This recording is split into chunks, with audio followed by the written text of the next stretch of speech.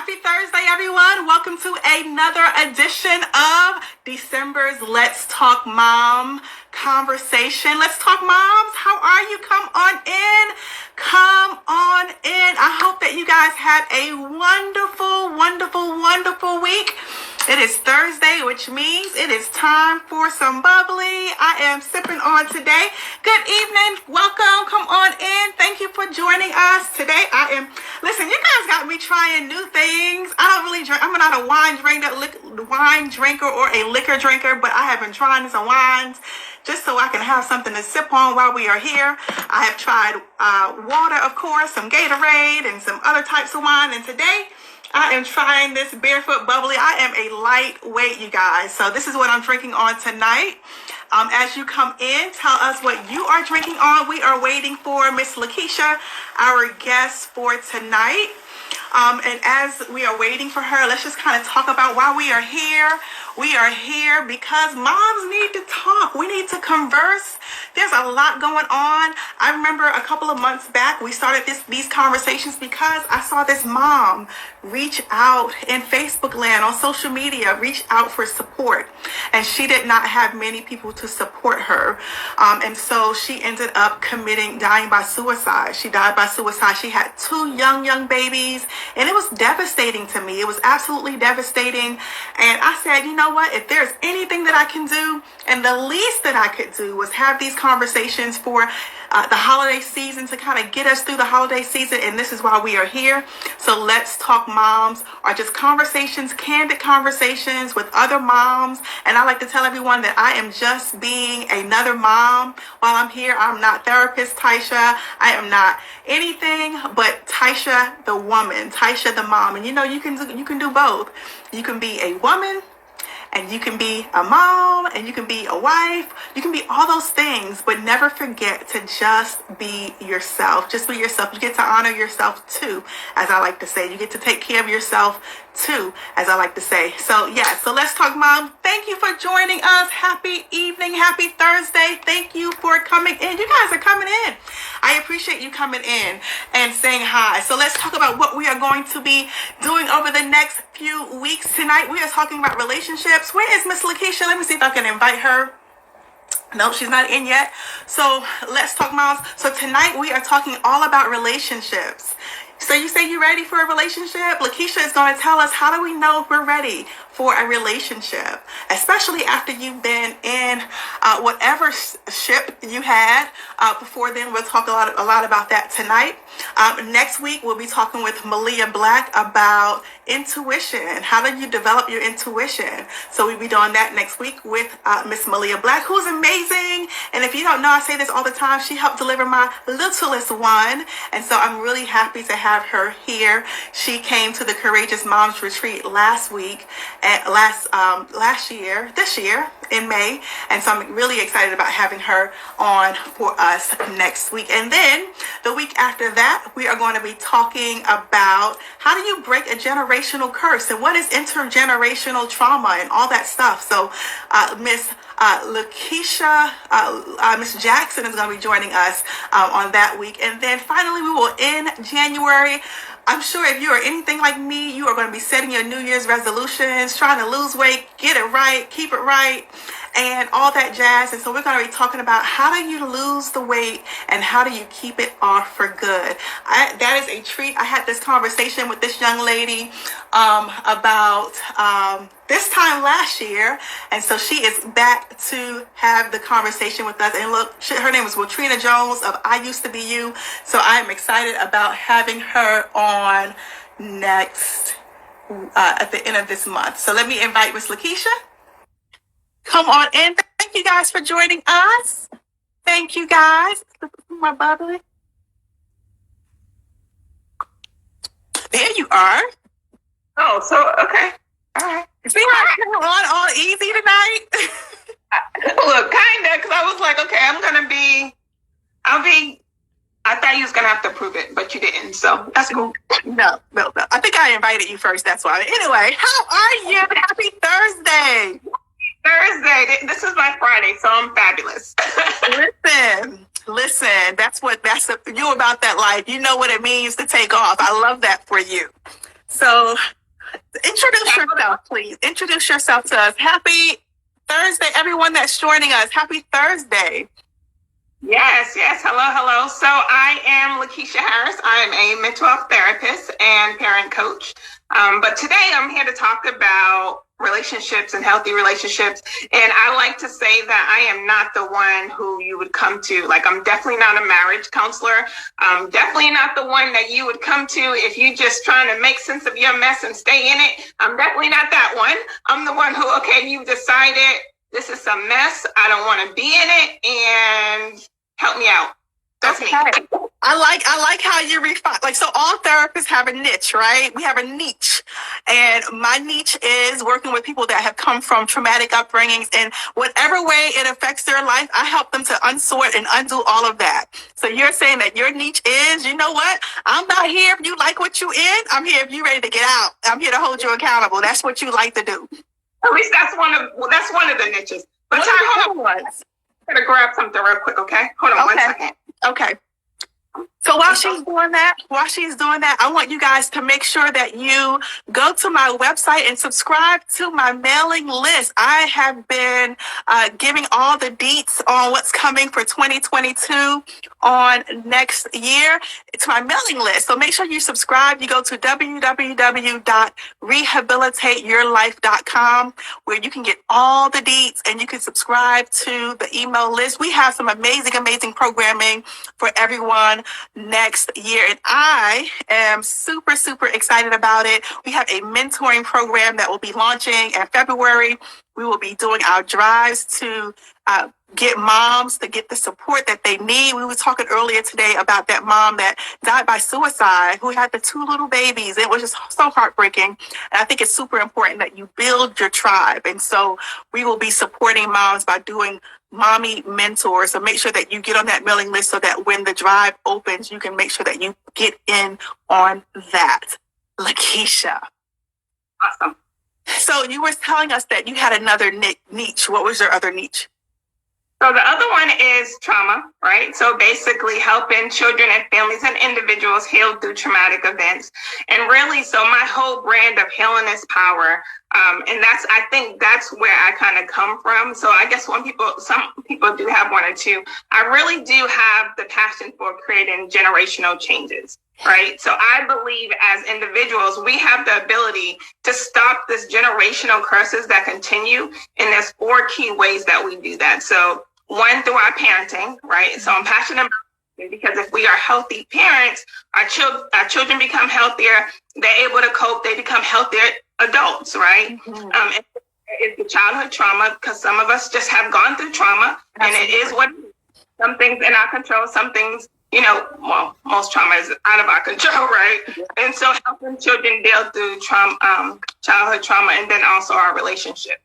So I do believe, and this is why I'm so passionate about the whole dating part, is our relationships impact so many other things, mm-hmm. right? Our relationships are not only about, am I happy, right? The people who we choose to date, they impact so much. They impact our children, whether they're the fathers of our children or the mothers of the, fathers with children, whether they're a parent, or they just influence so much. They mess it with our self-esteem. They mess it with our motivation as business women, you know what I mean? Because I'm mainly, right? And although men have some very similar situations, one of my huge passions about dating and healthy dating is about the generational change that can come. That's right? so good. As a single parent, if I date somebody who is healthy, it's going to impact my kids.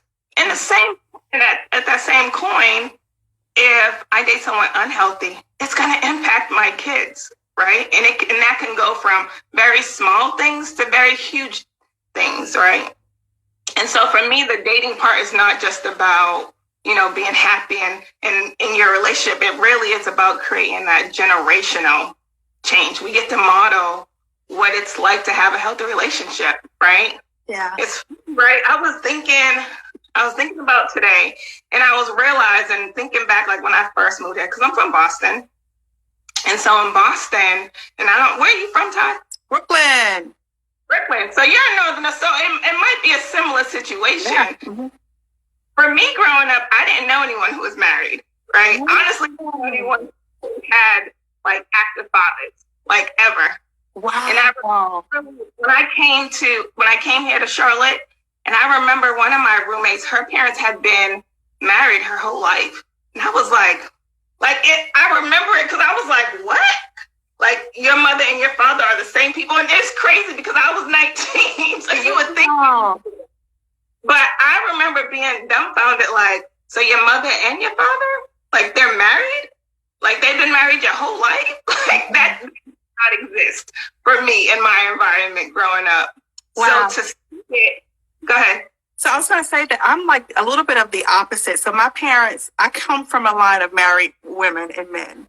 But, at least for my immediate family, it was really dysfunctional. So although they were married, it wasn't like what you were idealized. Like, you don't want that, right, for yourself. And so, I mean, you want to keep the family intact, but you don't necessarily want that. So it's kind of like, well, how do you manage that?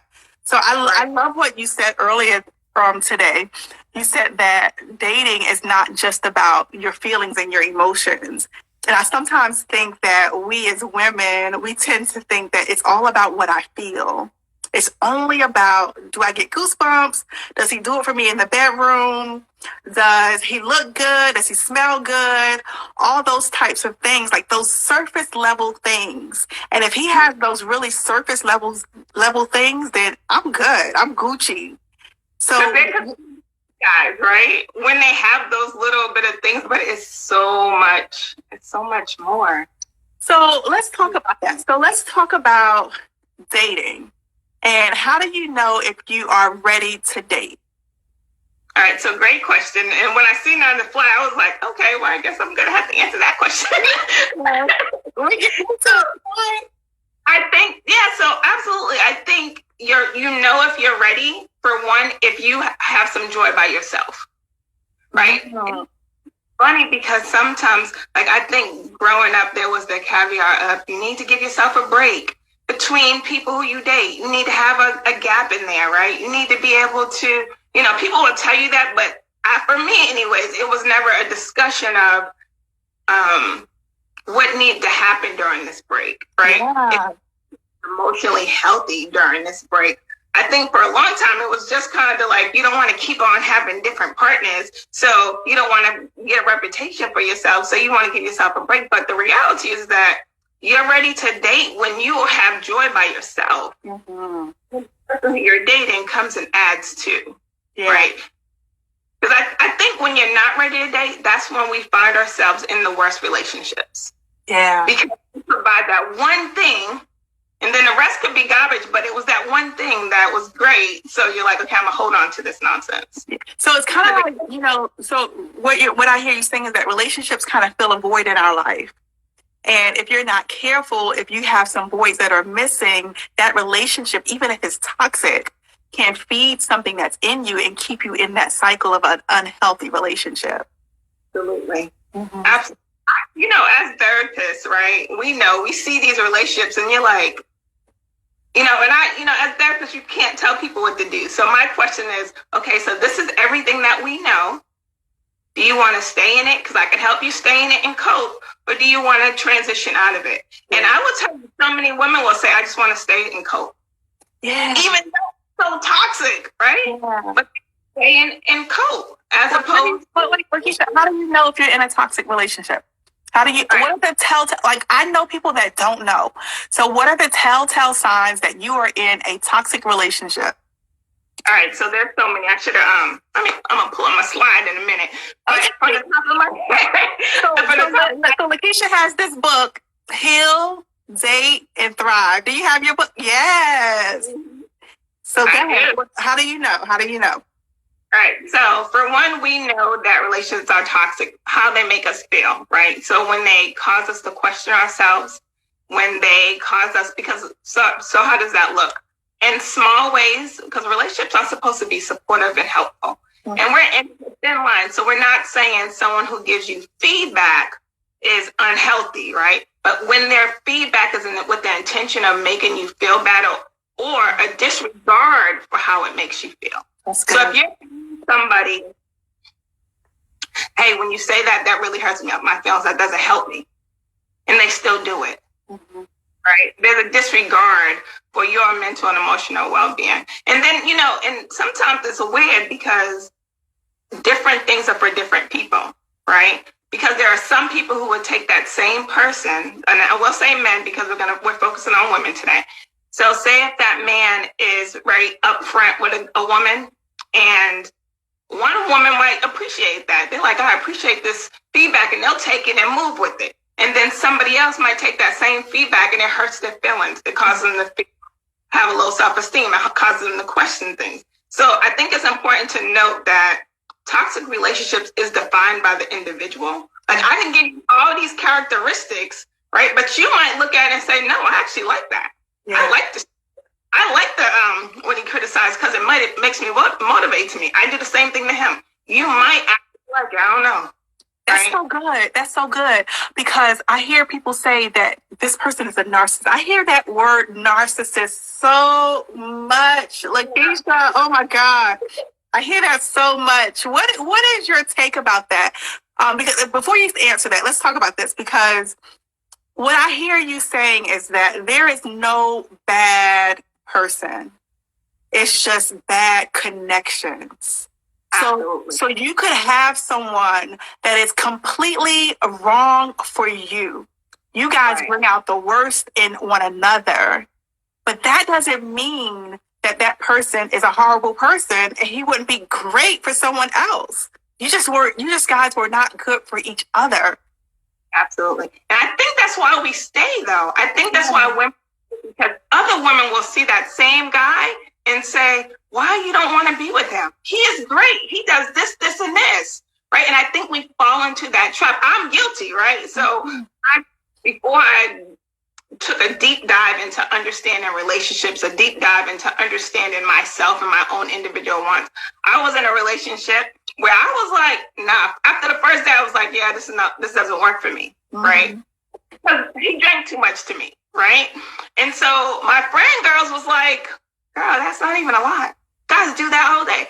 And unaware, I took that feedback. And even though there was a part of me, my younger self, that was like, yeah, but I don't like it. Yeah. It was the other part of me, the bigger part that said, okay, maybe I'm overthinking it.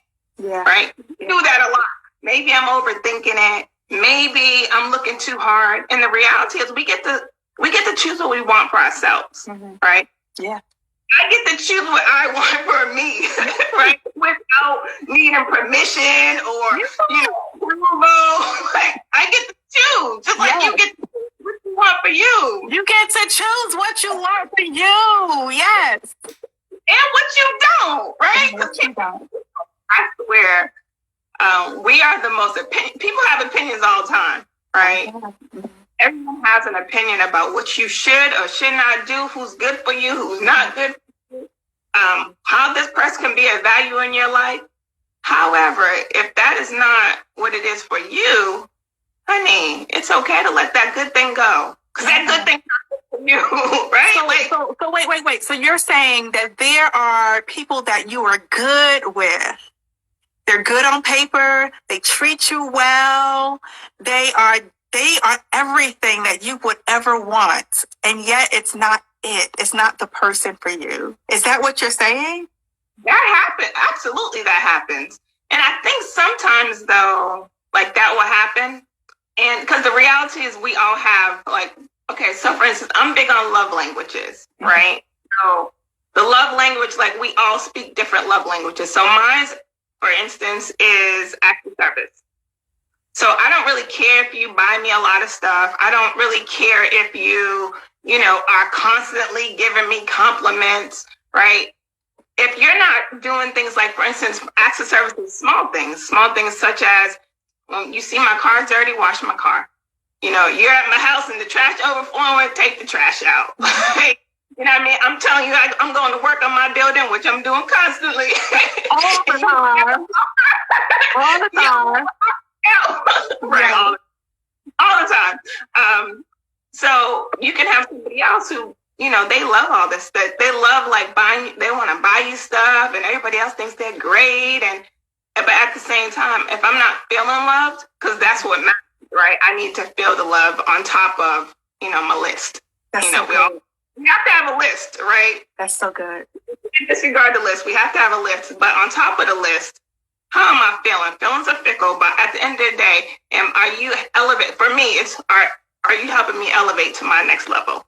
Do I feel like, dumb myself down a little? Because I'm speaking to myself, right? I'm not gonna be able to know where I feel like, you know what? I'm doing A, B, and C, but I can't talk about it with you. Yeah, that's so good. So there's a level of awareness that you have to have in order to know whether or not you're ready to date. If you don't know much about yourself and much about your needs, then how do you know if your needs are being met within a relationship, within the context of a relationship? You just won't know. Cynthia is saying so many older women I work with are feeling unloved. Yeah. And I think that a lot of that goes into the fact that you don't know what you need. And if you don't know what you need, how do you communicate that to someone? You just can't. You just can't. Right. And so part of say it again? Too often we expect them just to know it, just to get it. Yes, yeah. And they so don't. I had this conversation, like this group conversation with some men. I think it was like last month, about this whole dating thing, right? And so where they are. So, and I'm telling them about the 6-week program that I have coming up. They're like, you need to do that for men because we don't know. We're stuck. We don't know what to do either. So it's so funny that as women, if we don't know what we want, we expect them to know what we want. And their brain is so different that they're not, right? They're just not, unless they're some magical person, which...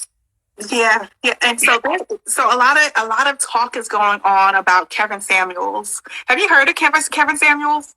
What is your thought about Kevin Samuels, about this whole hypergamy? Do you know? So hypergamy, let me just talk about hypergamy. So hypergamy is when men and women kind of date in like this fashion where the woman dates up. The woman dates to accomplish a goal, a financial goal. And that is sometimes to get themselves out, to kind of live a lifestyle that they want to live. Maybe they want to live a lifestyle where they don't have to work. So they date someone that is high value, high earning in order to support the lifestyle that they desire to live. And the man's supposed to be able to support that. So what are your thoughts on hypergamy and this whole kind of battle that's going on between men and women right now? Well, it's funny. I honestly don't have a problem with either one because the reality is that as women, whether if we're too dependent on a man, that's a problem. If we're too independent, we don't need a man, that's a problem. Like they want to play this magic game of what's even, right? And so my thing is this: if there's a woman who wants to date up, she can do that. Mm-hmm. If she's able to date that type of person, that is her choice. If there's a woman who doesn't want to date someone with money, that is her choice. Like, and there are people, right, who just say, you know what, you don't have to make no money. I'll make the money. Struggle love. Yeah. I don't understand it, but I know it exists. Right? That's not my testimony. But I know it exists. Yeah.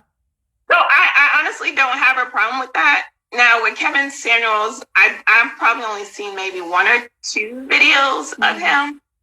So, for one, let me say, I find it amazing that women are calling in and asking the questions that they're asking. Like, it blows my mind. What made you think that he was going to give you an answer that was helpful? But at the same time, if you're in a space where you can really receive feedback, you're not calling in because you're getting the feedback. If you're really searching for what healthy dating looks like, you're doing the work. And so oftentimes I think the women who do call in are not women who are doing the work, right? Looking for a quick work. What is the work, Lakeisha? What is the work? If you find yourself, we talked about what does it look like to know whether or not you're ready. So if someone finds themselves in a position where I'm not ready, so what is the work that needs to be done in order to get ready? That heal part, your heal part in your book. What is the heal part? Right. So the heal part in my book, and I think one of the things that makes it a challenge is hard to figure it out on your own. Yeah. So you need a community. You do need a therapist. You do need somebody else who is trained to go through this work with you because you and your, like, it's kind of, me by myself, how am I gonna convince myself of something I never even thought about because it's me? Yeah. We can lie to ourselves, can't we? No. We can lie to ourselves. Yeah, absolutely we can. Yeah. Absolutely. And dismiss some stuff that, or like, where does that information even come from? Yeah. Like, it blows my mind. Like I told you when I first moved here, in God, 20-something years ago, right? And just the eye-opening experience. As much as I've seen things on TV, me being able to say, this is how my life is going to be, this type of relationship, based on what? Yeah. Where would I get that information from, right? So the work is, how do you reach out, and you have to do the research, right? And this is why I have the group coming up, because for one, we have to do the work and have to be intentional. And it's not it's a process, right? So you don't live 20, 30, 40, 50 years doing it your own way. And then all of a sudden say, you know what, I'm going to change who I am. Mm-hmm.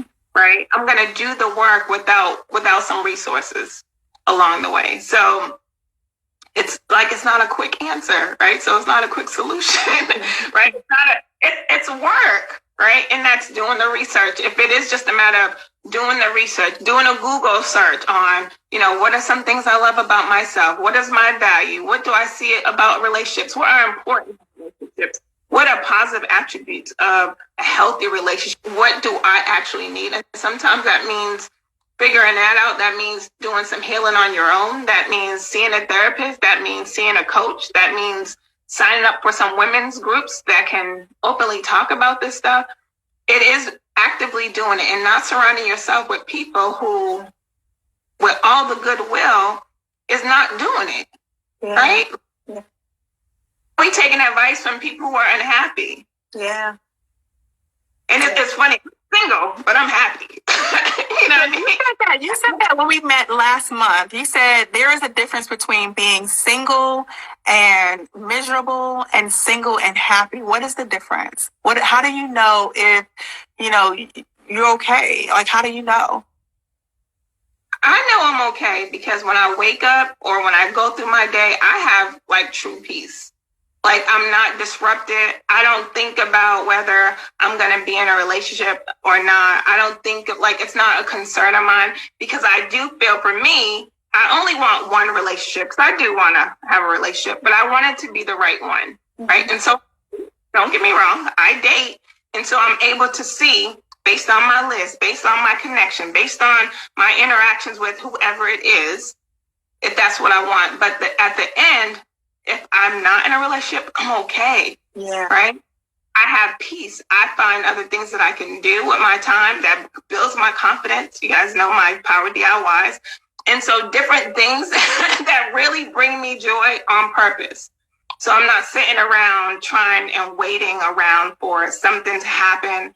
I'm not sitting around. And this is what I tell my clients, right? What are the things that bring you joy by yourself or with friends until the right one comes along?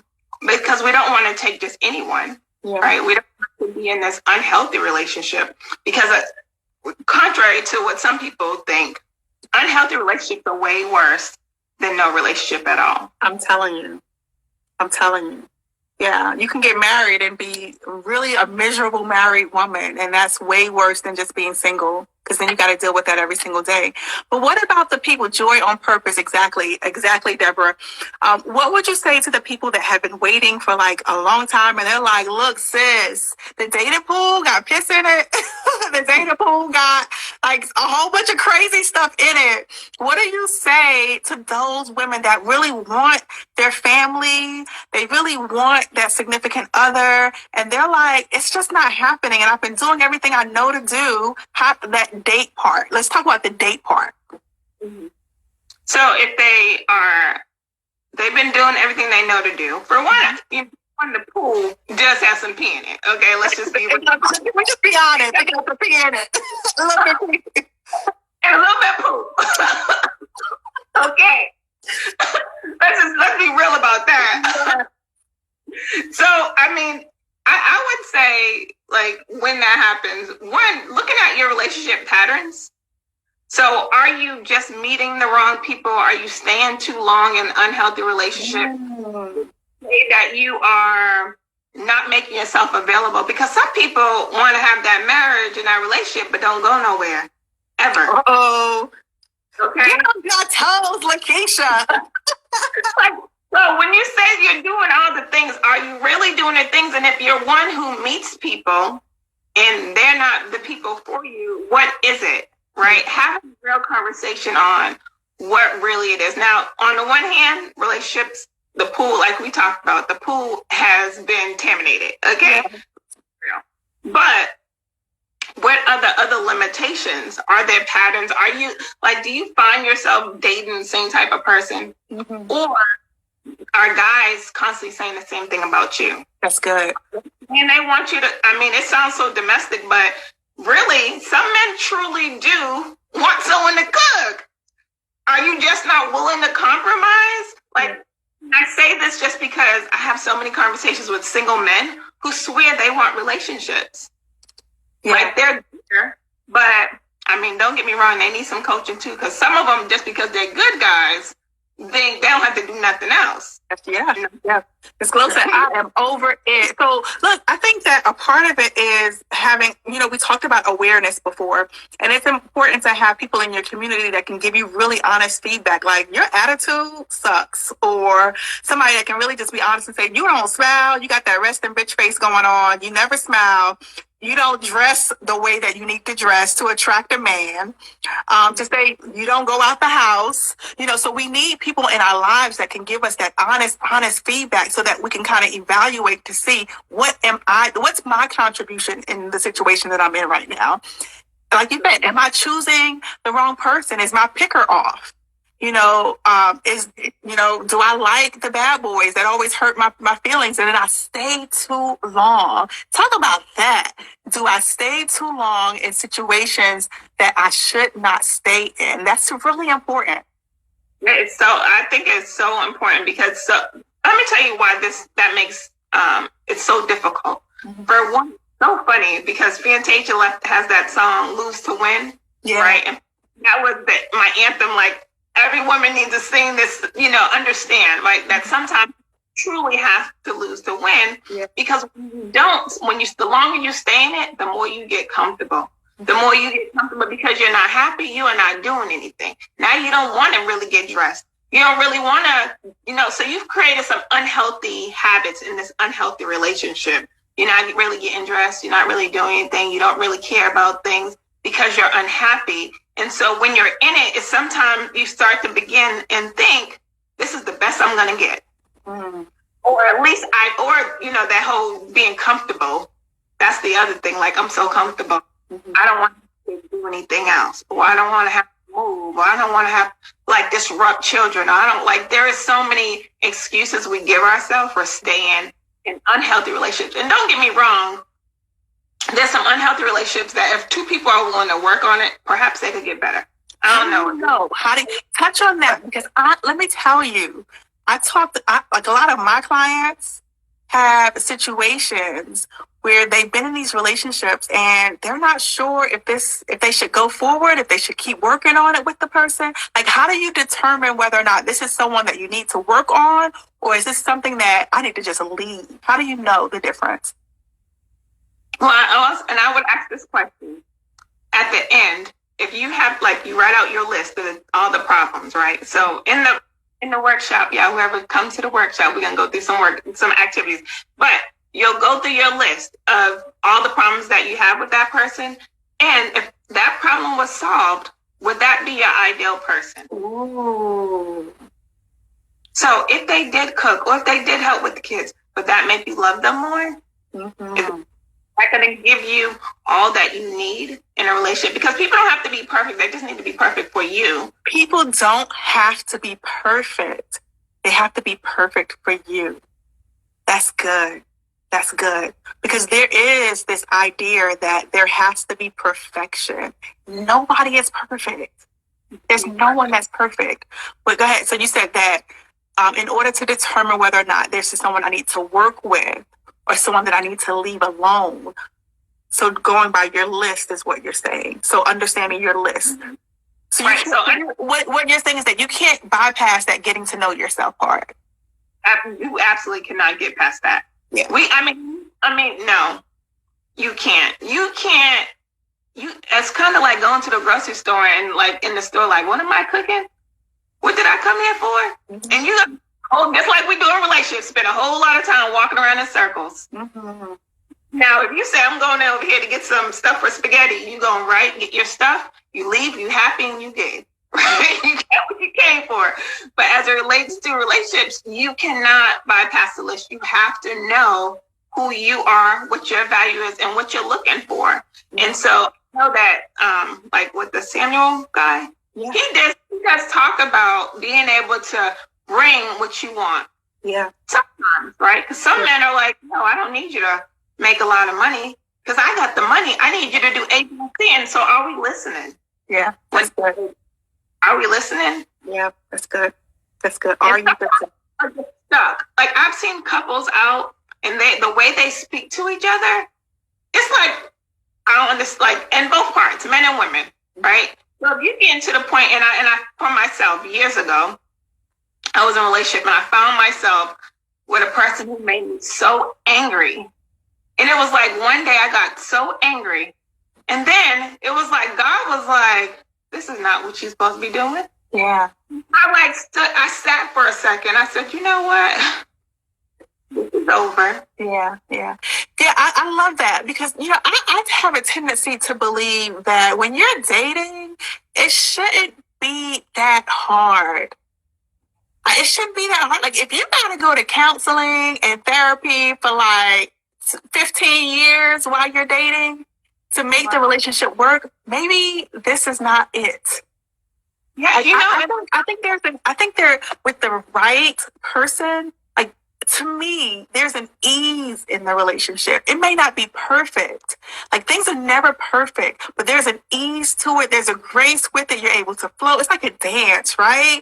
I'm able to dance with this person and it just comes easily. But when it's the wrong person, like it hurts, it struggle, it doesn't feel good. You wake up like, why am I doing this? You always checking them. Like to me, like that is not what should be happening in the dating phase. And if it's happening in the dating phase, what is going to happen when you're married and long term when troubles start happening? Like what then? Right.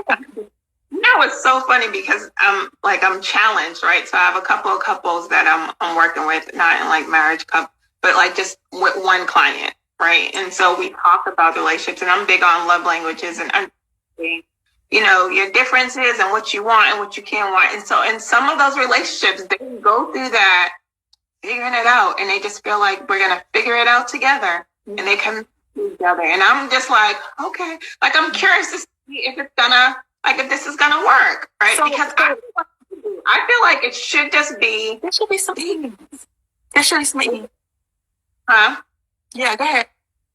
I think you feel like it should be easy enough. Not that there shouldn't be any challenges like, you pick me up late or stuff like that. But the things that are who you are as a person, that is not things that we should be talking about. Like who you are as a person needs to mesh with who I am as a person. Mm-hmm. Like I'm not, and it's funny because, I'm the one who I am labeled, the challenging one. My mom makes a little joke, right? Whenever I date somebody, she's like, God bless him, but I am one who I'm very clear on my expectations. And if it doesn't, I'm not going to force it because men, that's in good guys, they'll want to adjust. Yeah. And years ago, they would say, okay, no, I'm going to work on this. And they would work on it. But at the end, people return to who they are. Absolutely. If somebody is a liar, they're a liar. Yeah. That's just who they are. And that's okay. Yeah. That's just who they are. And it just doesn't work with me. Right? If someone's a smoker, they're just a smoker. If somebody is, a partier, they're just a partier. If someone, like whoever they are, that's okay. And I get to decide based on who you are, do I want to be with that? Mm-hmm. And that's my truth, and that's okay. And that's so good. So here's a caveat that I deal with a lot because of my niche, right? So people that have had traumatic experiences, dysfunctional upbringings, they are dysfunctional, recovering dysfunctional people. And so they get into these relationships and they are struggling. And so the relationship is not easy. So for the people, and this is my thoughts, tell me what your thoughts are. So my thought is, for the people that relationships are not easy because of your upbringing, your childhood upbringing, there is a moment in time that you have to take a step back and work on your own self, that healed part in your book. But then there's a part in the whole dating process that becomes practice. And so when you're practicing newness, a new way of being, a new thought life, there may be some struggle in that. But you need a safe place in order to practice it, because who else are you going to practice it with, right? So can you speak to that part of it? Like, that's my opinion, that there may be times in a relationship that it's not easy because someone is learning how to revive themselves and recover from dysfunction. So my perspective is that with that person, if you have the grace to do it, then you do it, but understand that this is their journey. And if you can handle it, then that's okay. But if you cannot, you got to be really, really honest with yourself and recognize that this is not something that I can deal with. If you never changed, I would not be okay. So you can't go into it with the thought of they'll change, because that's not healthy. You got to go into it with, this is who this person is. If they would change, that would be great. But if they don't, I can deal with it. So that's my thought on people that have come from dysfunctional upbringings and that are practicing new ways of being. What's your thought about it? Because I think that you need a practice ground. What are you in a safe person to practice with? Absolutely. And I think it comes from, and I totally agree with you, but I also think that, or to your point, you have to be able to communicate that. Yeah. You have to. So when you're going through this process of healing, you can't go through the process of healing expecting people to know, right? You can't go through this process of healing hurting somebody else because you're going through your process. Or on the other end, we can't go through the process, and because you're going through your growth, that I'm constantly disappointed and upset or feeling some kind of way, right? Yeah. And so there is this grace period where we would want to give, because, you know, historically we have family trauma, right? That is passed down, that so many of us don't even know how to date, right? Mm-hmm. Men alike, right? We don't know how to date too often. We don't know what it means to have a healthy relationship. So even, like you said, even when you have been raised in homes where there were all married people, it doesn't mean that they were married, healthy people, right? Yeah. Healthy marriage wasn't the case. And so how, in so much of what we experience as children, impact who we are. In my upbringing, we was taught, you know, as women, you could do bad by yourself. That was the motto, right? Growing up.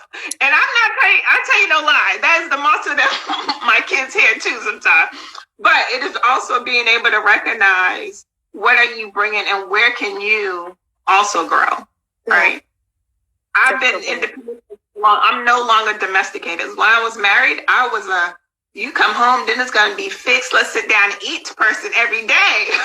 That was me when I was married. Now, I don't know. So my adjustment says, okay, if this is a person that I enjoy and that's something they like, can I then be flexible enough to do that? Can I be flexible enough to bend where I'm not necessarily comfortable anymore? That's no longer my habit, but it provides a need without sacrificing myself.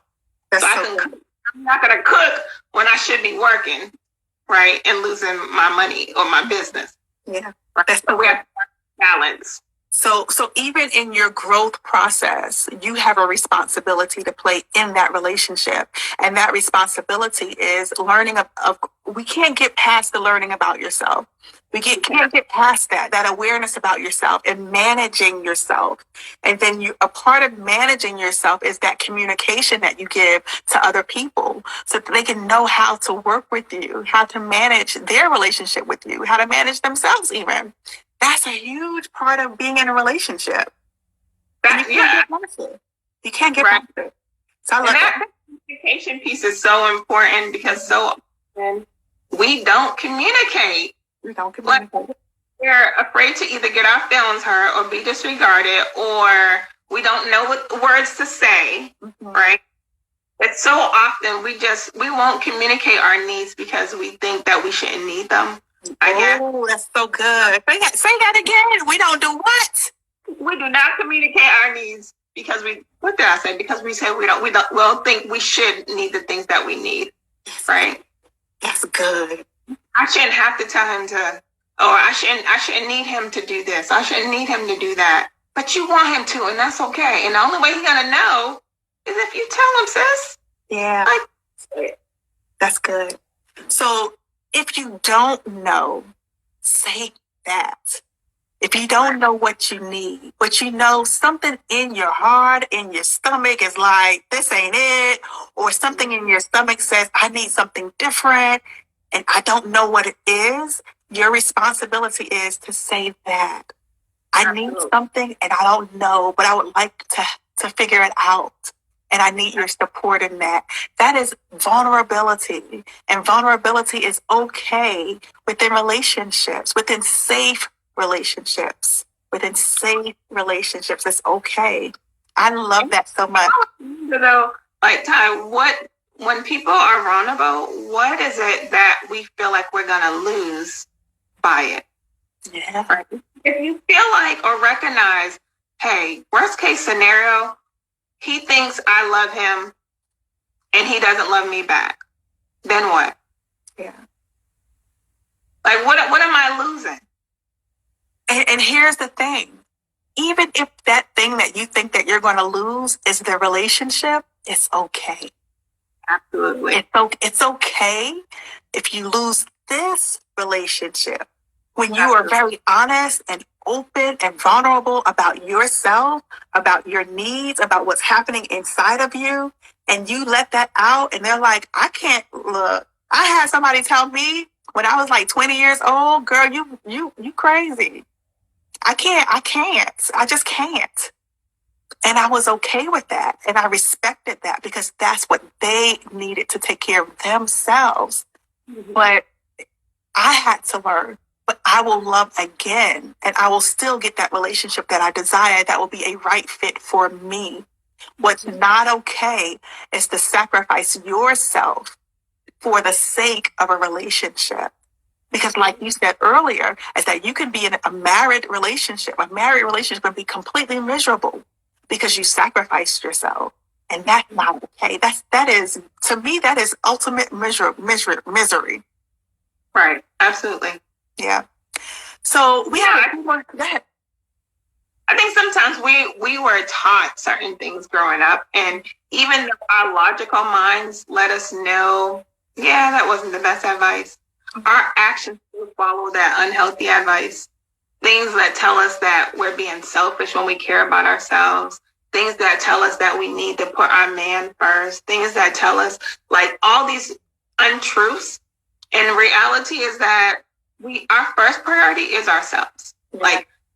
But I'm the selfish therapist if that's what it is, because I will tell my clients all day, honey, okay, what's wrong? Well, do you think that's selfish? Do you? Because I think selfish is good. It means that you're making yourself a priority, because at the end of the day, there's nobody else living in your skin but you. Yeah.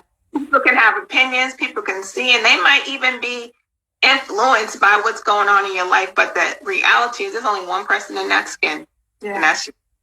Yeah, that's so good. That's so good. Lakeisha, listen, I can stay here and talk to you all night long about this. I love girl talk. I love talking about relationships. I love it, love it, love it. But I promised, and we got 10 minutes, I promised that we would talk about sex. So I want you...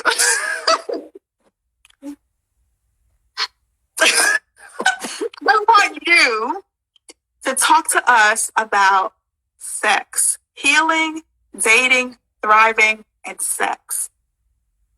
Specifically, and this is something that we don't talk about often, but it is happening so much.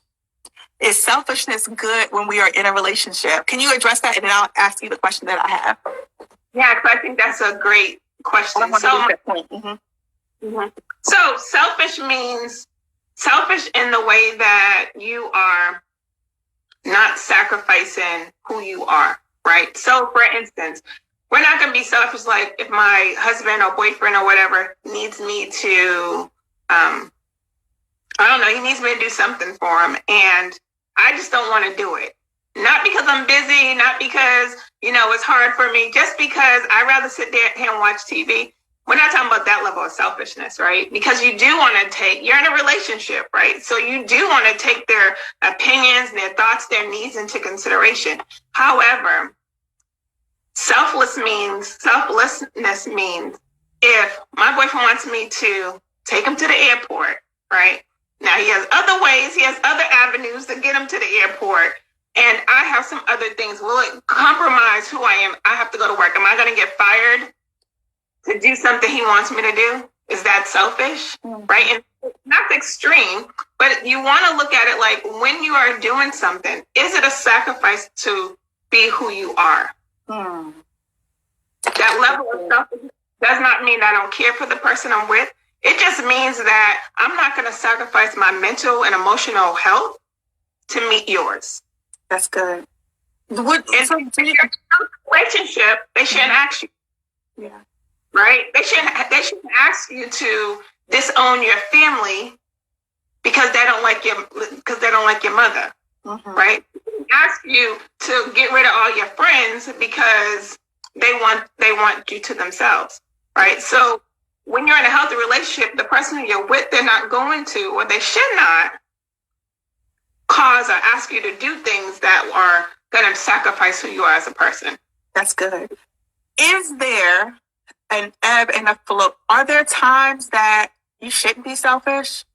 Are there times when the other person is going to get something that they need that is going to make you compromise yourself in any way or compromise your needs in any way? Is there ever a time where that would happen, in your opinion? Well, what would be an example of that? So let's say, for instance,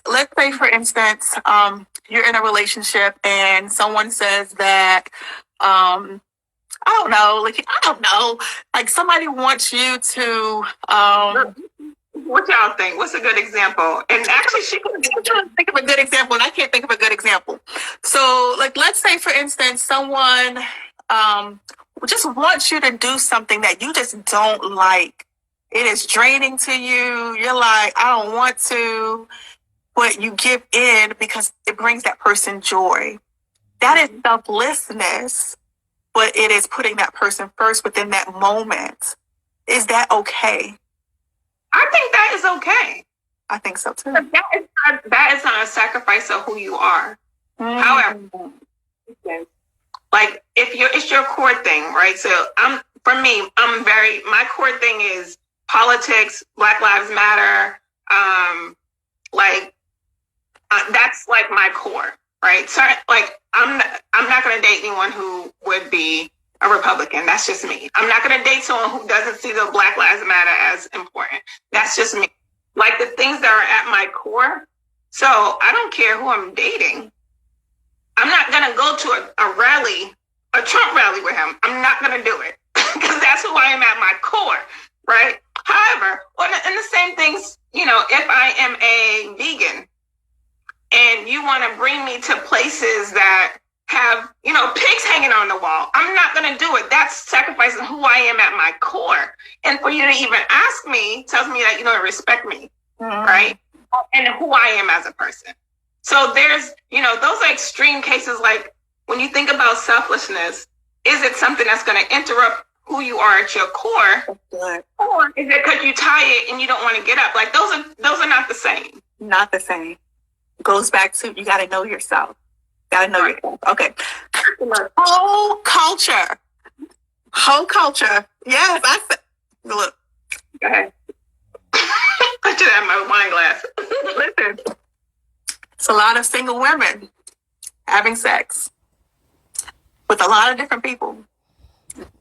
Not committed, no strings attached. We live in a hotels generation. What are your thoughts about that? Heal, date, thrive. We're talking about thriving now. Right. So it's funny because it's again, I'm one of those people who don't like, who says that my way is right? Right? Like, who says whose way is right, whose way is wrong? And so when we think about who we are as individuals, and again, going back to who you are and what you are okay with, if you are okay at the end of sleeping with whatever amount of men, if you are okay with it, who you are as a person, if you're not having regrets, if you're not crying about it later, then do you. I honestly, I think there's a lot of risk involved, of course. There's a lot of risk. Now, I think though, a lot of women, they're not just doing it for the physical. Some of them are, and some of them are sometimes, right? But sometimes they're doing it also for what they're going to get. It's to, again, meet a need. So is this the need? And is this, right? Is this how you want to meet the need? And if you're okay with that, do you? How do you know? Okay. So a lot of times we can trick ourselves, and I see that question. We're gonna come back to it. I think we got like 5 minutes. I'm trying to go fast. I think that we can trick ourselves into thinking that we're okay with something when in our core, you talked about the core, in our core, we're not really okay with it. So how do you determine the difference? If you are tricking yourself into thinking that you're okay with a particular setup, let's say friends with benefits, a F buddy, when you're really not. Only for so long, though. I said you can only trick yourself for so long. So I've had clients who prostituted on the side. I have clients who slept with multiple people. And yes, at some points they're like, yes, I'm just being me, being free. Okay. Mm-hmm. But it always comes to a time, and this experiences I've had, where there is some needs that are not being met. They are upset and hurt because even though they've been dealing with this person, now it's their birthday, and that person don't want to spend the day with them. Or even though they're doing all these things. So we can trick ourselves, but at the end of the day, you know you. Mm-hmm. You know when you're in your room crying by yourself. Yeah. And you put up a presentation, but you know you better than anybody else. And if you're okay with how your actions related to your outcome, then be okay with it. But I think a lot of times they're not. Yeah, I love that. So what I hear you saying is that you know the difference because late in the midnight hour, when you're about to go to bed, you might feel something in you that's like, I don't like that. Mm-hmm. And you're like, this is not meeting my needs. It doesn't feel good to me anymore. I think that there's a moment in time when you're like, no, this doesn't feel good anymore. And to me, that is the moment that you decide to do something different. And integrity is that healing, dating, that thriving is when you make the decision to do something different, when it no longer serves you, when it no longer meets your needs. And it all goes back to knowing yourself, as you stated. Knowing yourself, knowing what you're okay with, knowing what you're not okay with, and being really, really brutally honest with yourself. Am I really okay with this? Mm-hmm. Are there other needs that I actually have? And if you can say that there aren't, do you? But the minute that there are, then you got to check yourself and get yourself back in alignment. Yeah, because we absolutely have a responsibility to ourselves. Yeah. To take our whole physical, but also mental and emotional. Mm-hmm. Well, that's our responsibility. That's so good. We got 2 minutes. Let's answer this question. What are some things that we are willing and want to do for our mates instead of just focus on what we don't want to do? What are the things that we want to do in thriving? We're talking about thriving now.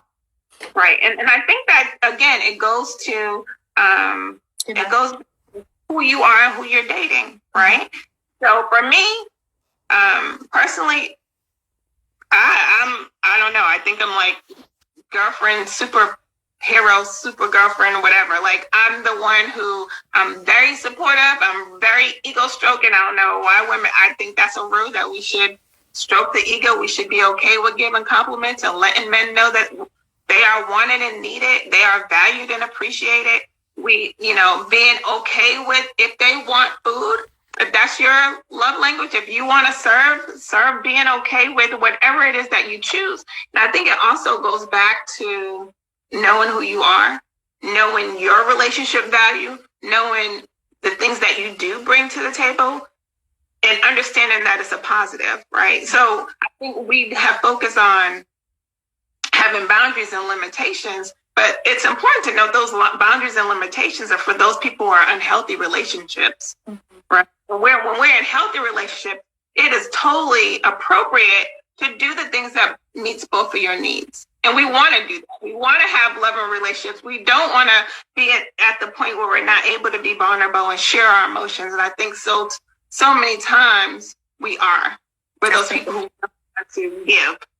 But it's okay to give.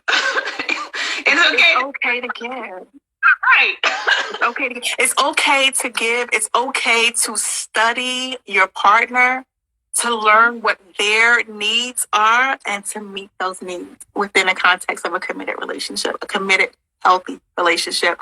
Thank you so much, Lakeisha Harris, for joining us. Tell us where we can find you. I think we're about to get cut off on Instagram. Oh, no, they didn't cut us off. That's good. I think we can go longer.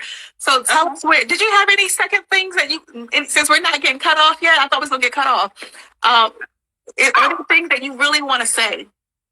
All right. So a couple of things. First, I want to talk about my program. I got the 6-week Heal, Date, Thrive workshop. So for 6 weeks, we're going to come together, whoever ladies, is only for ladies, and we're going to talk about several things. One is really being able to, there's a book that we do that we're going to go through, but then hold the book up so we can see it. Heal, Date, and Thrive. I love it. Absolutely. And so in the 6 weeks, as when we're going to be real, we're going to be intentional about what healthy relationships look like. What has your past taught you? What are the things that you want to bring in your next relationship? What are the things that how are you going to heal from the past hurt? What does that even look like for you? And then also there becomes a monitoring system on when you're dating. How are you able to recognize those red flags? How are you able to recognize the wins in relationships? What are the things that help you to feel true and whole? And so that's coming up in January, the end of January. Do you talk about the green flags?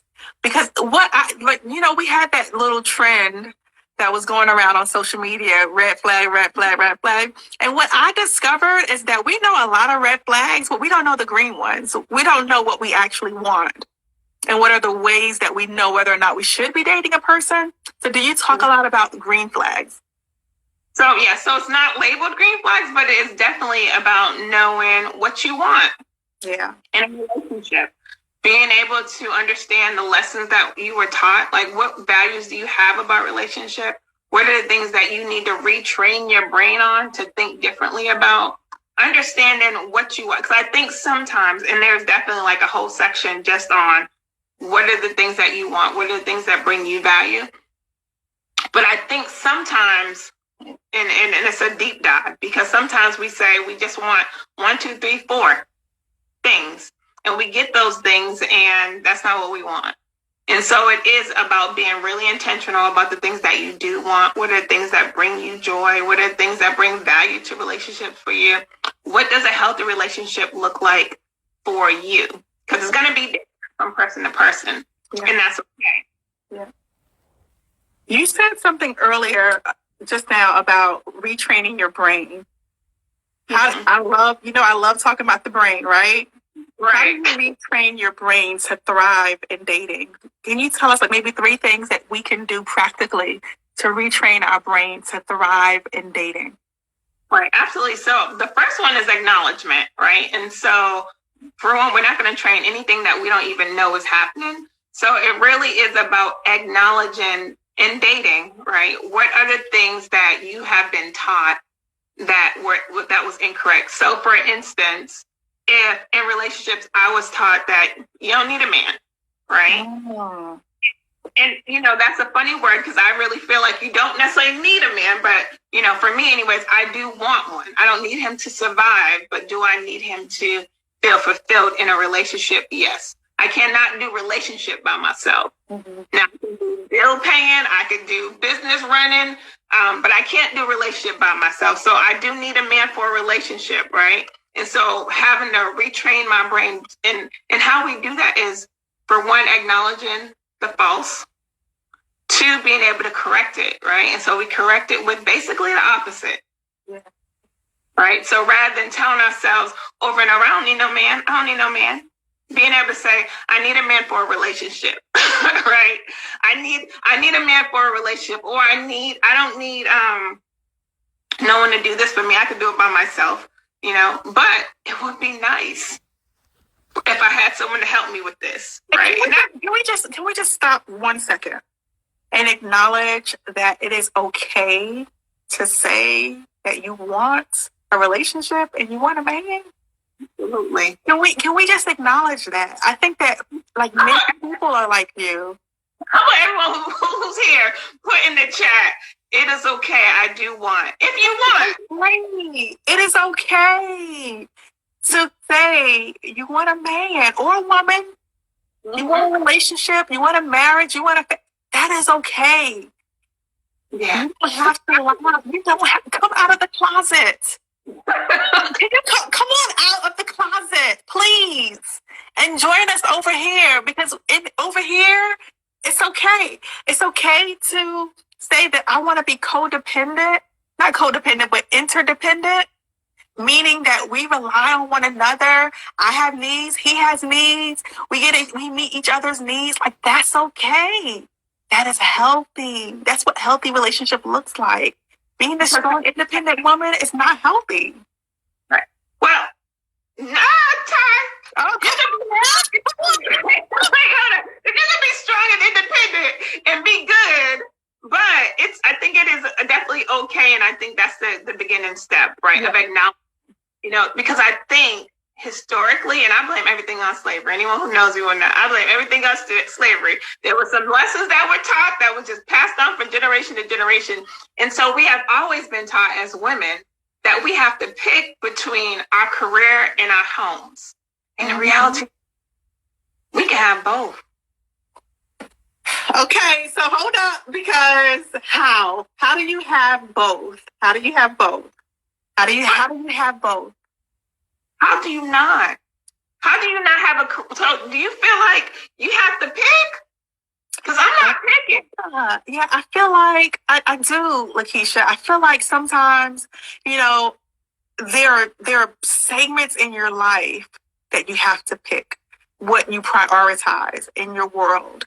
Meaning, right now, I have two kids. I have an 18-month-old, 19-month-old, and I have a 10-year-old. And I also have a business that I run, a great, thriving business. I cannot devote everything to my business, because then my children, they go lacking. So in that sense, I have to pick, what do I prioritize here? And I may have to pull back some on certain things, like, do I focus now? Everybody knows that I'm posting on Instagram that I've changed my schedule for the next year. I'm pulling back. I'm doing 2 days of full days of therapy, as opposed to 5 days, or opposed to 3 days. This year I'm doing 3 days. But yeah, I think that to a certain degree, you have to prioritize what is important in that season. Not saying that in another season, something else would not be prioritized, but in a particular season, this is important to me right now, because I have an 18-month-old. We want to homeschool, or we want to do. So I'm prioritizing that this is important to me. So now my focus has shifted some. I'm still doing the business. Right. You're still doing a great job on the business, but I'm not full speed, because my family needs me. But you're doing both. But I'm doing both, but not to the extent that I would love to do it. Yeah, but you're doing both. Yeah. So to me, that is a choice that I'm making. So there are some people that, I think that what you're saying is on point, because I think that what you're saying is that there is black or white thinking here. So the black or white thinking is that either you are full speed with business, or you are full speed and hands-on with family. What you're saying is that you don't have to be full on either side. What I'm saying is that there are some people that think that you have to be black or white. You don't. Okay. Tell us about that. Like you just said, you're prioritizing, you're making adjustments, but you're still doing both. Yeah. You're making adjustments. That is it. And that's the same thing with our relationships and our marriages. I'm not going to give up my business, but for one, in a relationship, I can afford, if I'm married, I can afford to get rid of one more day. Yeah. Right? Because that's what the whole partnership says. Yeah. Right? So we can do both. We can have a career and we can have healthy relationships with the right person. Right? So if it's the wrong person and you're trying to run a business, the wrong person will take you away from everything you need to do. The right person will say, you know what, anything I need to do to help? The right person going to say, do you?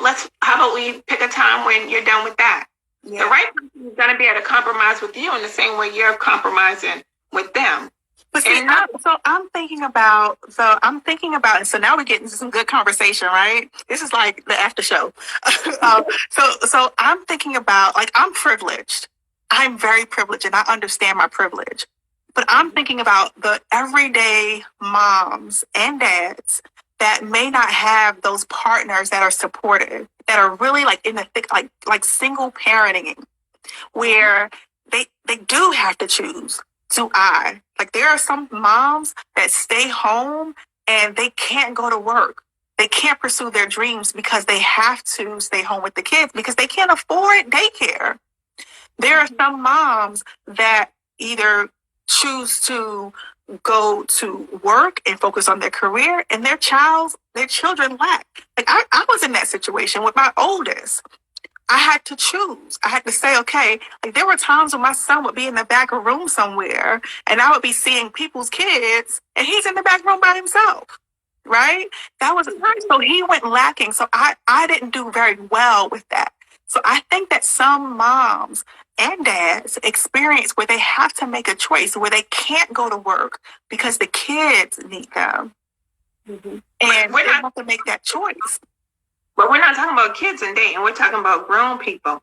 I'm talking about grown moms. I'm talking about grown moms. Right. So moms that use childcare resources, moms that, those moms are what I'm talking about. Not my privileged self. I'm talking about everyday moms that literally have to choose. What are they? Because it sounds like as you're talking about it, you're talking about them choosing between their kids and their careers. But we're not talking about careers. We're talking about relationships and careers. Yeah. Because when you're in a relationship, your relationship's supposed to be your helpmate. Y'all supposed to be together. Yeah. So it should, and healthy relationships, because I know that there's those unhealthy relationships where women are married and still doing everything themselves like they single. I know that. I get that. For about 9 months, I was one of them, but I didn't. So there was a give and take. But when it comes to relationships, and we're talking about healthy relationships, right? So not just any relationship.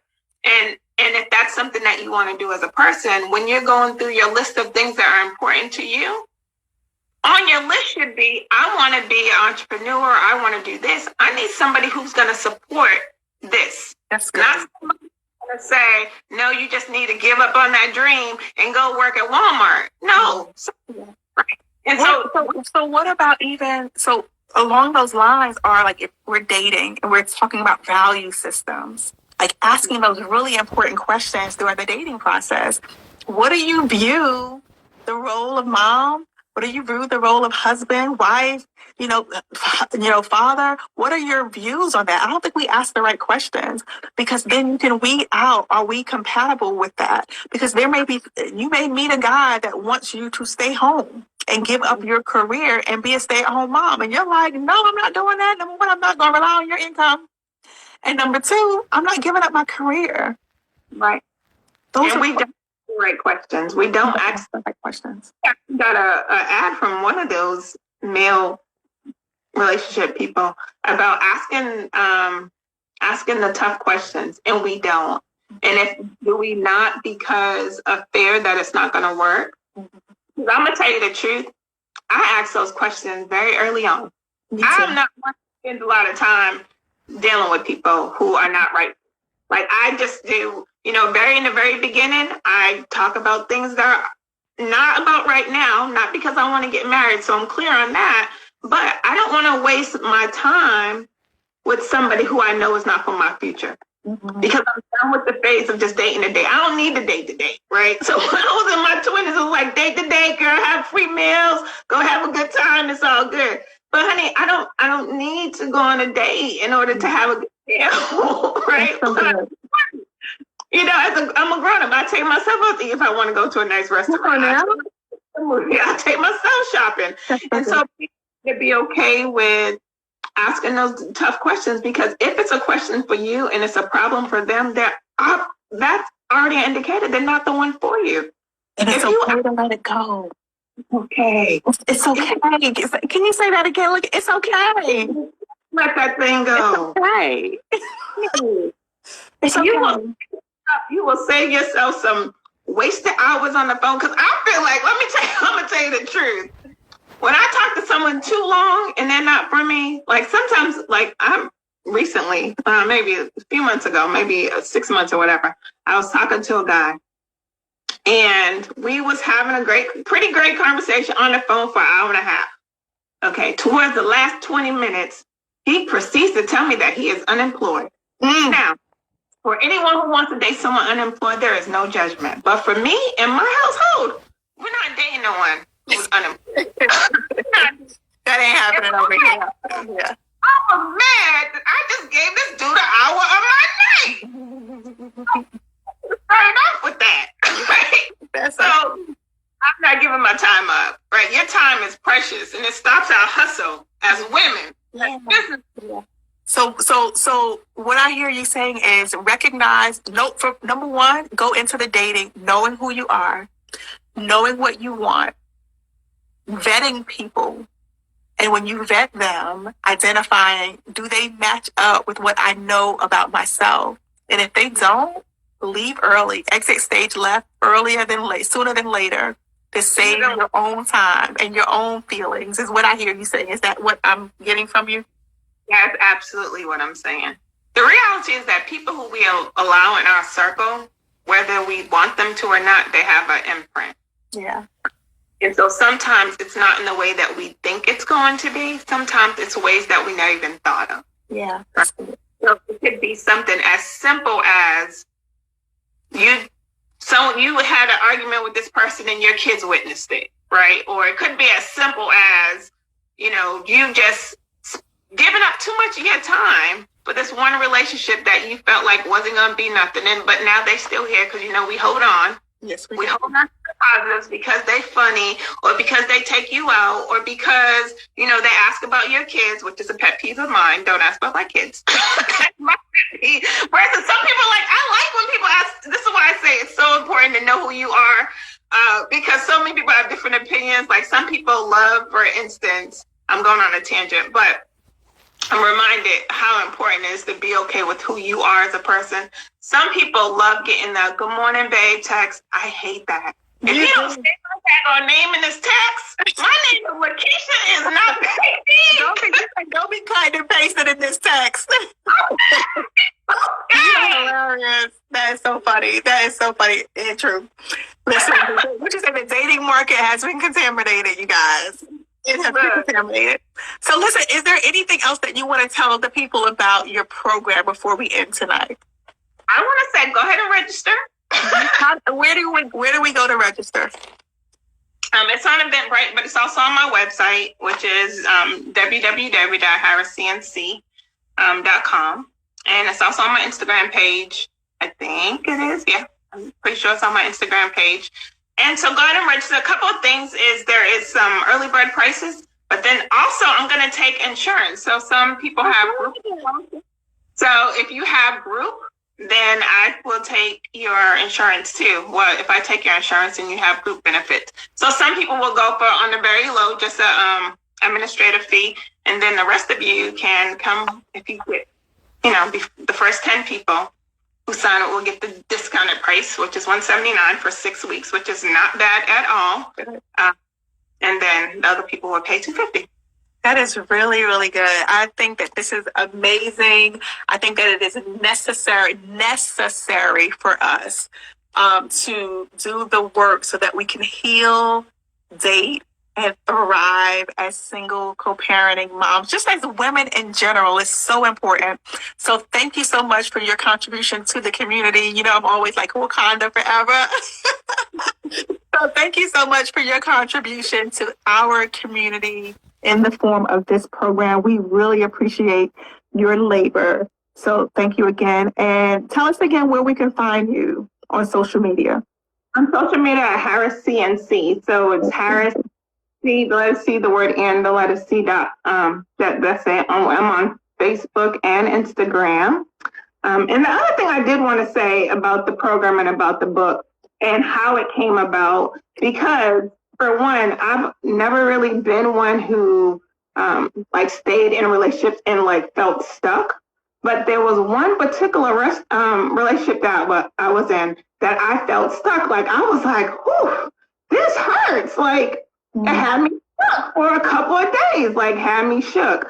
And I went through this process of healing it. And as soon as I went through the process, and it was like a few days, but I went through the process, like writing out my stuff and, you know, being clear on where I was and things like that. I wrote it out and then it worked. And then it was like, God was like, okay, now let's try this out on some people, because he sent me an influx of women who was coming to therapy because they wanted to get over a relationship. I kid you not. I was like, what? Okay, well, let's try what I did for me with them. So we went through the same process and they were so much better in such a short period of time. So I put it in the book. And so that's what we're going to work on in the workshops. Going through the process. Excellent, excellent, excellent. I'm excited about your workshop. I really am. I really am. All right. So thank you so much. Remember, if you are on tonight, thank you for joining us. We had like a little lively conversation today. I loved our conversation today. We will be back next week with Miss Malia Black, my midwife who delivered my youngest, and she will be talking about your intuition, how to understand, how to recognize your intuition, how to grow in understanding and tapping into that intuition for just life, for life decisions, dating, parenting, whatever you're dealing with, your intuition is there to support you in that process of life, of lifing. So check in with us next week at 8:00 with Miss Malia Black. And the following week, we'll be talking about generational curses and how to break them. And then the last week of this month, we'll be talking about losing and sustaining weight. Meet us here on Thursdays at 8:00 for Let's Talk Mom, our holiday edition. And I will see you guys next week. Bye-bye. Thank you. Bye.